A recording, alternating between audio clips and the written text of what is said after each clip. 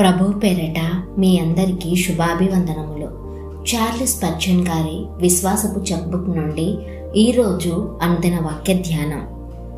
మరియు ఆయన మీరు ఆకాశము తెరవబడుటయు దేవుని దూతలు మనుష్య కుమారుని పైగా ఎక్కుటయును దిగుటయును చూతురని మీతో నిశ్చయముగా చెప్పుచున్నానెను.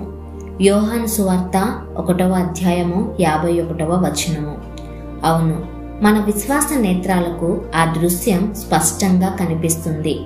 ఆకాశం తెరవబడి ఉండడం చూస్తున్నాం. యేసే స్వయంగా విశ్వాసులందరి కొరకు తన రాజ్యాన్ని తెరచి ఉంచాడు. ఆయన దాన్ని మనకు ప్రత్యక్షపరిచాడు. కాబట్టి ఆ వింత ప్రదేశాన్ని, మహిమతో నిండి ఉన్న ఆ పరలోక రాజ్యాన్ని మనం చూస్తున్నాం.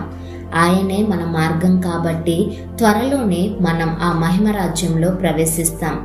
ఇప్పుడు మనం యాకోబు నిచ్చెన గూర్చిన వివరాలు చూద్దాం. పరలోకానికి భూమికి మధ్యలో ఒక పరిశుద్ధ వర్తకం నడుస్తూ ఉంది. యేసు అనే మన మధ్యవర్తి ద్వారా మన ప్రార్థనలు పైకి వెళ్తున్నాయి. దేవుని జవాబులు క్రిందికి దిగుతున్నాయి. మనం యేసు వైపు చూచినప్పుడు ఆయనే ఆ నిచ్చెన అని అర్థం చేసుకుంటాం. మనకు మహోన్నతుడైన దేవుని సింహాసనానికి మధ్య మహిమ సోపానాల నిచ్చెన వేయబడింది. దాన్ని మనం యేసులోనే చూస్తున్నాం. దాన్ని మనం ఉపయోగించుకుందాం. దాని ద్వారా మన ప్రార్థనలను పైకి పంపిద్దాం.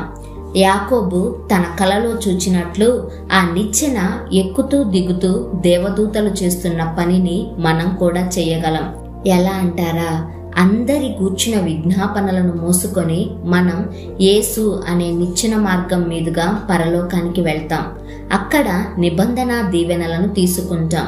మళ్ళీ క్రిందకి దిగివచ్చి ఆ దీవెనలను దేవుని ప్రజల మధ్య పంచిపెడతాం. ఈ అద్భుతమైన దృశ్యాన్ని యాకోబు కేవలం కలలో చూశాడు. కానీ యేసును బట్టి మనం దానిని నిజంగా చూస్తున్నాం. ఈ రోజు నుండే మనం ఆ నిచ్చెనను ప్రతి గడియ ఎక్కి దిగుదాం. ఎక్కినప్పుడు దేవునితో సహవాసం చేస్తాం. దిగినప్పుడు మన ఇరుగు పొరుగు వారి ఆత్మల రక్షణ పరిచర్యలో సాగిపోతాం. ఓ ప్రభువా, ఇది నీ వాగ్దానం కాబట్టి దాని నెరవేర్పును చూచి ఆనందించని.